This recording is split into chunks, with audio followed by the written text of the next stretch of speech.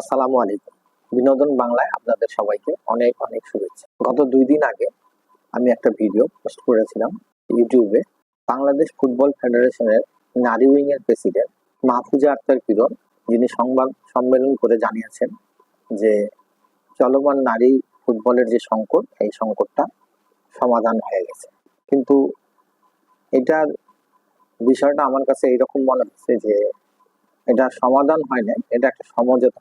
কেননা নারী ফুটবলারদের 21 পদক দেওয়ার কথা ঘোষণা করা হয়েছে এবং এই 21 পদকের যে দিনক্ষণ, এটা একেবারে মানে আপনার বলতে গেলে কাছে চলে আসছে।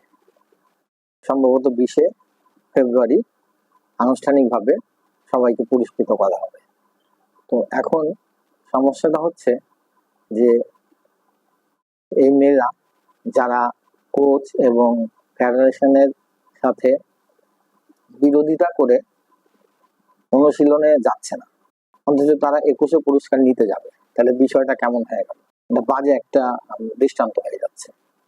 তো যার কারণে আমার মনে হয় যে এটা একটা সমঝোতা ছিল এবং এটা এই জন্যই সমঝোতা মনে হচ্ছে, কারণ এই মুহূর্তে পিটার বাটলার 24 তারিখে বাংলাদেশ নারী ফুটবল দল, যেটা আমরা বলতে পারি যে বি টিম বাংলাদেশ দলের, তো এই টিমটাকে নিয়ে আরব আমিরাতে যাচ্ছে 2টা ফিফা ফ্রেন্ডশিপ ম্যাচ খেলার জন্য। তো এখন উনি যাবে 24 তারিখ, আর ঠিক 24 তারিখেই যে বাকি যে ফুটবলাররা যারা যাচ্ছে না তাদের সবাইকে ছুটিতে পাঠানো হচ্ছে। তো আমার কথা হচ্ছে যে 2024-এ এই মেয়েরা যখন সাব চ্যাম্পিয়ন হয়ে আসলো, আসার পরে তাদেরকে একটা লম্বা সময়ের ছুটিতে তারা বাড়ি গেল। ছুটির পরে তারা জানুয়ারি মাসে এসে ক্যাম্পে জয়েন করলো। তো 1 মাসও হয়নি, তাদেরকে আবার কেন ছুটি দেওয়ার কি কি প্রয়োজন আছে আমি তো বুঝতেছি না। তো আমার যতদূর ধারণা মনে হচ্ছে যে পিটার বাটলার যদি এই দলটাকে নিয়ে, যে দলটা বি টিম, যেটাকে আমরা এখন মনে করতে পারি এটা বি টিমই বাংলাদেশ দলের, এই দলটাকে নিয়ে আরব আমিরাতে যে যাচ্ছে, এইখানে যদি পিটার বাটলার এই মেয়েদেরকে নিয়ে একটা বেটার রেজাল্ট করতে পারে, তাহলে নিশ্চিত থাকেন এই যে 18 জন প্লেয়ার আছে যারা অনুশীলন বর্জন করছিল, এদের কিন্তু দলে ফেরা খুব মুশকিল হয়ে যাবে। এবং যদি পিটার বাটলার রেজাল্ট খারাপও হয়, তাও আপনি ধরে নিতে পারেন যে এই যে 18 জন প্লেয়ার আছে, এদের মধ্যে থেকে পিটার বাটলার তো মেনশন করছিল 7 জন প্লেয়ারের নাম, কিন্তু আমি বলবো যে ওই 7 জন না, দলে হয়তো বা 18 জন থেকে 7 জনই ঢুকবে এবং বাকি সবার জন্য খুব মুশকিল হয়ে যাবে। এবং ওই 6-7 জন কি হতে পারে, এটা আপনারা নিজেরাও একটা প্রেডিকশন করতে পারেন, খুব সহজ বিষয়টা। আর আমি যেটা মনে করি যে বর্তমানে Bangladesh football federation plan B তে চলে গেছে। কারণ এই মুহূর্তে এই মেয়েদেরকে ছুটি দেওয়া, 24 তারিখে পিটার বাটলার দল নিয়ে চলে যাবে আরব আমিরাতে, আর এই মেয়েরা ছুটিতে বাড়িতে যাবে এবং তারপরে দল ফিরে আসবে। এরপরে এদের সাথে আবার নাকি নতুন করে চুক্তি হবে। তো এই চুক্তি হওয়ার সুযোগ খুব কম দেখতেছি আমি। আর এই যে মেয়েরা যে কাজটা করলো, কোচের সাথে বিদ্রোহ ঘোষণা করে অনুশীলন বর্জন করলো, এটাতে মেয়েরা কিন্তু শুধু হারাইছে, মেয়েরা কিন্তু পায় নাই কিছুই, শুধু হারাইছে। তাদের যে একটা ভ্যালু ছিল, তারা কিন্তু সেই ভ্যালুটা নষ্ট করছে। এটা হচ্ছে 1 নাম্বার।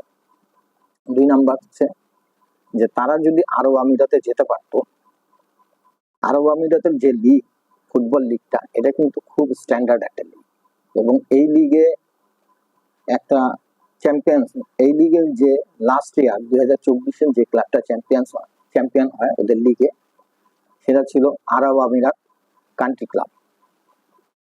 হ্যাঁ, এই কান্ট্রি ক্লাবে নেপালের একজন প্লেয়ার খেলে, রেখা পাওয়েল। তো ওই ক্লাবটা এশিয়ান চ্যাম্পিয়নশিপের সেমিফাইনাল পর্যন্ত খেলছে। আমাদের মেয়েদের একটা সুযোগ ছিল যে এই আরব আমিরাতে যে খেলা এবং খেলার পরে ওই দেশের যে ক্লাবগুলো আছে সেই ক্লাবগুলো খেলার একটা সুযোগ করে নেওয়া। এই সুযোগটাও তারা হারাইছে।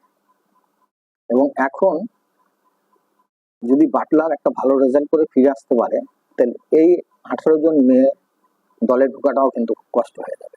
কারণ বাংলাদেশ দল বা বাংলাদেশ যে টিমটা আছে, সেই টিমটা কিন্তু ওই কারো নামের দরকার নাই যে আমার টিমে অমুক খেলতে হবে, আমার টিমে তমুক খেলতে হবে।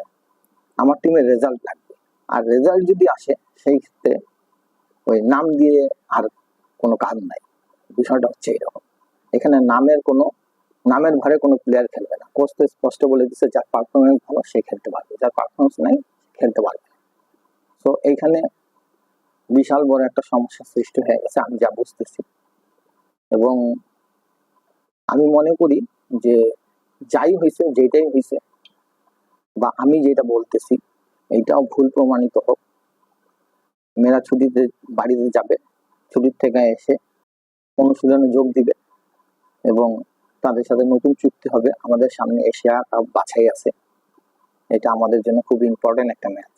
তো আশা করি যে আমি এতক্ষণ যা বলছি সব ভুল প্রমাণিত হোক, সবকিছু স্বাভাবিক হয়ে যাক এবং আমাদের দলটা আবার পূর্বের জায়গায় চলে আসুক।